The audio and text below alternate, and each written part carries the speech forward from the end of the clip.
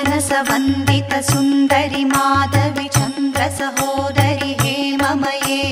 मुनिगणमण्डित मोक्षप्रदायिनि मण्डुलभाषिणि वेदनुते पङ्कजवासिनि देवसुपुत्री